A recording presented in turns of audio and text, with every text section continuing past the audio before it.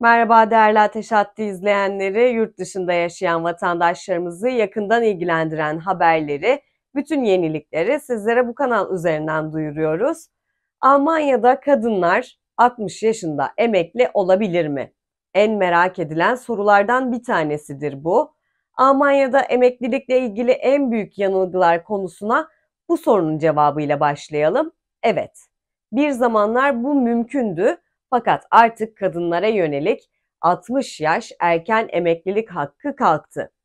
Daha önceki uygulamaya göre 1-1-1952 ve daha önce doğan kadınlardan 40 yaşından sonra en az 10 yıl sigortaya tabi bir işte çalışmış olup Alman emeklilik sigortasına emeklilik primi yatıranlar 60 yaşında erken emekli olabiliyordu. Karşımıza çok sık çıkmasa da zaman zaman bu yönde de yanlış bilgilerin kulaktan kulağa dolaştığını duyuyor veya okuyoruz. Bu satırları okuyan erkeklerin yüreğine hemen bir su serpelim. Evet, erkeklerin de bazı koşullar altında dul aylığı almaya hakları var. Dul aylığı bağlanması için aranan koşulların başında evliliğin veya yaşam birlikteliğinin en az bir yıl sürmüş ve vefat eden eşin en az 5 yıl süreyle sigortaya prim yatırmış olması gerekiyor. Evlilik sırf dul aylığı bağlanması amacıyla yapıldıysa veya bu yönde bir şüphe olması söz konusuysa Alman emeklilik sigortası genellikle bu yöndeki dul aylığı taleplerini reddediyor. Bazı istisnai durumlarda aranan koşullardan biri yerine gelmemiş olsa bile örneğin vefat eden bir kaza veya hastalık sonucu meydana geldiyse geride kalan eşe dul aylığı bağlanır. Ortada reşit yaşta olmayan bir çocuk varsa, evlilik kurumu bir yıldan daha az bir süre önce kurulmuş olsa da aynı şekilde geride kalan hak sahibi eş dul aylığı hakkından yararlanabiliyor. Geride kalan hak sahibi eşlere hep aynı oranda dul aylığı mı bağlanıyor gibi sorular da var. Bu yaygın kanının da doğru olmadığını hemen belirtelim. Geride kalan hak sahibi eşlere içinde bulundukları durumlarına ve aranan koşullara göre aylık miktarı farklı olan dul aylığı bağlanıyor. Alman emeklilik sigortası dul aylıklarında küçük ve büyük dul aylığı ayrımı yapıyor.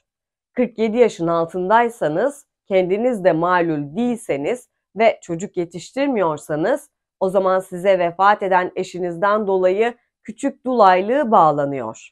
Küçük dul aylığının aylık bağlanma oranı %25. Diğer bir ifadeyle vefat eden eşe bağlanan veya emeklilikte bağlanması beklenen aylığın 1/4 oranında dul aylığı bağlanıyor.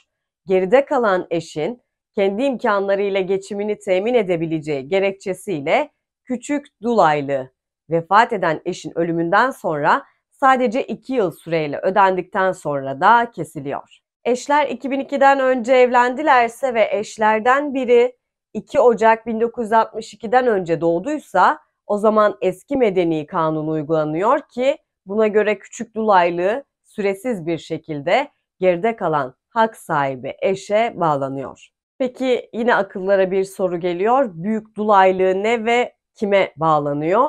Bir de büyük dul aylığı var. Onun da hemen detayından bahsedelim. Bu da geride kalan hak sahibi eşin 47 yaşında veya daha büyük yaşta olması veya malul sayılması ya da 18 yaşın altında kendisinin veya vefat eden eşin çocuğuna bakmakla mükellef olması hallerinde bağlanıyor.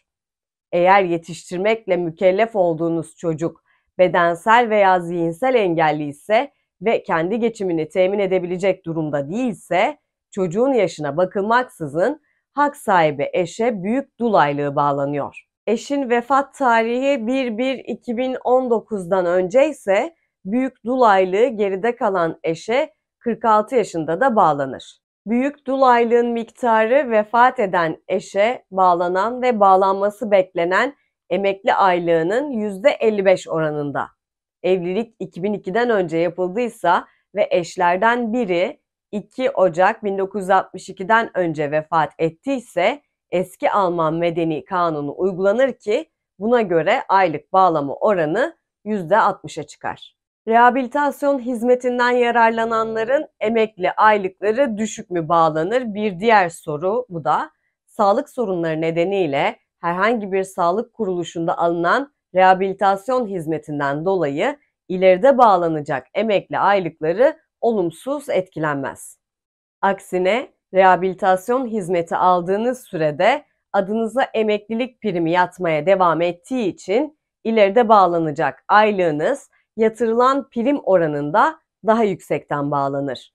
Bunun ötesinde başarılı geçen rehabilitasyon terapisi sonucu bu hizmetten yararlananlar eski sağlıklarına kavuşacaklarından hareketle daha uzun süre sigortalı çalışabilecekler ve dolayısıyla ileride bağlanacakları emekli aylıkları da yatıracakları prim miktarına göre daha yüksek olacak.